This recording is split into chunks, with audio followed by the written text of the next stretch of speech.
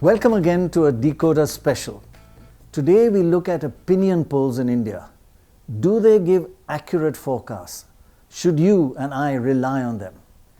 Fortunately, my fellow deKoder, Dorab Sopariwala, is a specialist in opinion polls with many years of experience. So to assess their reliability, we've analyzed every one of the almost 1,300 opinion polls and exit polls done in India since 1980 for both the Lok Sabha and Assembly elections. Now, at first glance, polls in India seem to be fairly reliable, at least in pointing towards who will be the overall winner. Of these hundreds of polls, 3 out of 4, or 76% of polls, got the winner right. So generally it's pretty good. Yes, it is pretty good, and exit polls are even better because they interview people as they come out of the voting booth, so they're more likely to tell you the truth. You get a better sample. Exit polls are right almost 80% of the time in India. Wow. So it's a very good record. 80%, that's not bad. But once in a while, the polls do get it horribly wrong. Take the case of the 2004 Lok Sabha elections, the India shining election, if you remember, in which not only did most of the media expect the BJP to win, all the polls forecast that as well. There were 18 opinion polls and 16 exit polls. Every single one got the forecast of the winner wrong. That is 100% error.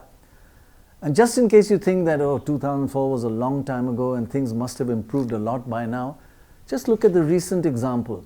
In November 2023, there were 10 exit polls done for the Chhattisgarh elections. All 10 forecasts were wrong. They forecast the wrong winner. All of them said the Congress would win, but actually, as we all know, the BJP won.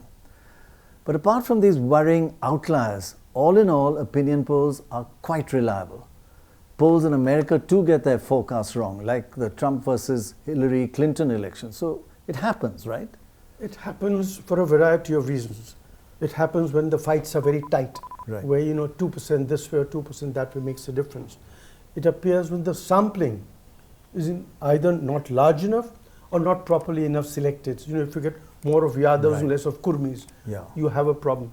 And then I think in India now there is also the problem of money, because you've conducted the polls and the large amount of largesse has been distributed. right. So I think if it's a clear winner, there is no problem. It's when it gets tight, is that when polls get it wrong. I can understand money and the late swing happening, yes, but exit polls, yes, shouldn't get it wrong. Okay, finally, here's a little aside. Looking at the record of polls since 1980 till now, the top 3 states with the lowest error rate in poll forecasts are the 3 western states, Rajasthan, Gujarat and Haryana. And the 3 most difficult states to get poll forecasts right are Uttar Pradesh, Bihar and Bengal. So overall, Dorab, how would you rate the state of polling in India? One thing I'd like to say about the states that you compare, some of the smaller states, more homogeneous states, right, versus relatively more heterogeneous states. Right. You don't take into account that in your sampling. Right. But I think the state of polling is pretty good, except that I think it's time that people who did polling gave us the sample size, the dates more of polling. details, yeah. Be a bit more professional than they are. And transparent, correct. Otherwise it's fine. Very true, very good. Well, that's it for this very short review of opinion polling in India. Thank you for watching our deKoder special.